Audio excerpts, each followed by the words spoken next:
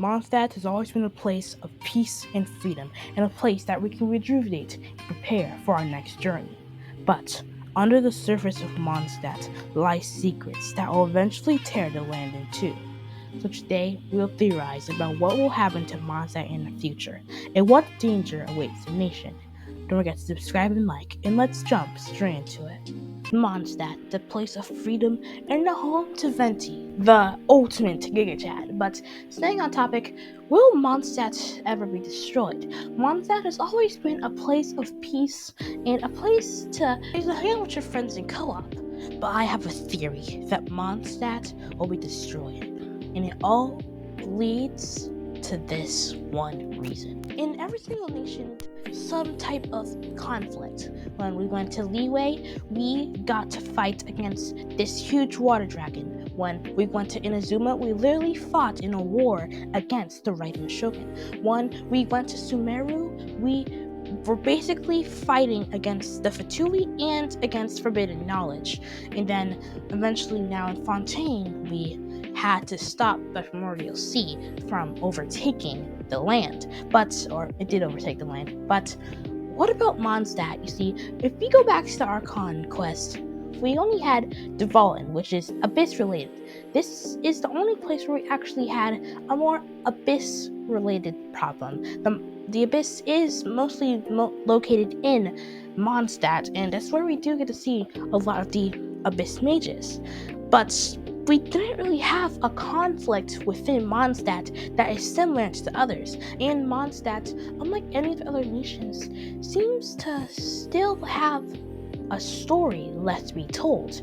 We still haven't met Varka. We still don't know the rest of Venti's story quest. There is so much lore potential for a war or a cataclysm to happen. And in Mindless' video about Mondstadt is destroyed, she also points out that in every single place there is ruins, there is shadows under it, and these shadows just also happen to be under Mondstadt, which means something is under Mondstadt, which I believe is the gateway to Celestia.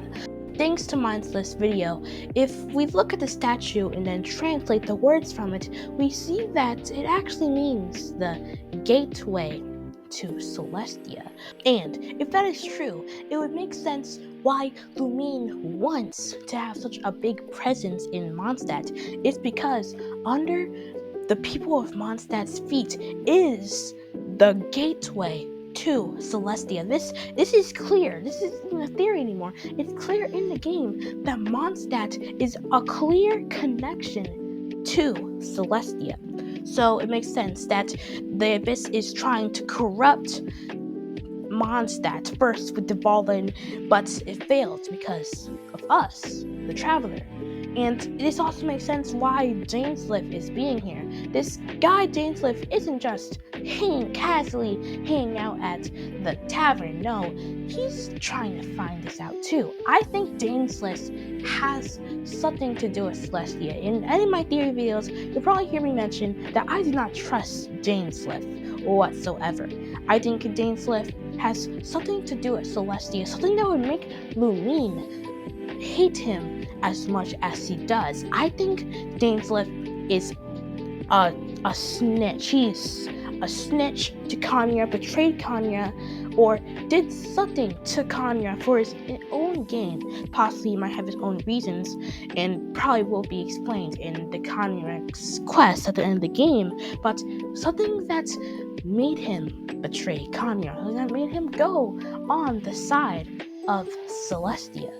Whether it is about Dainsleif, we cannot trust him. And I'm sorry for Dainsleif Mother's Mindless, but he is not trustworthy. And it makes sense why the Abyss is trying to get something in Mondstadt. So I think eventually, when we do get to the end of all different nations, we will finally get to see Mondstadt split open. It will split open in two and reveal the gateway to Celestia. This will erupt a war within Mondstadt.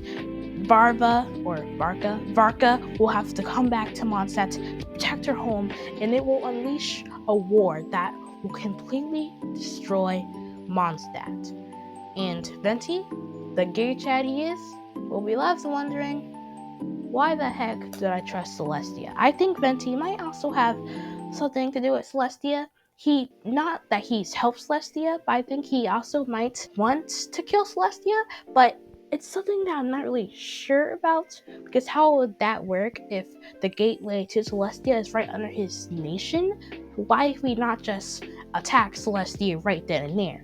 He's very secretive, so maybe he's working with someone or has his own plans. I really want to get to the end to Venti's Archon quest, so we can finally figure out what this little bard is hiding.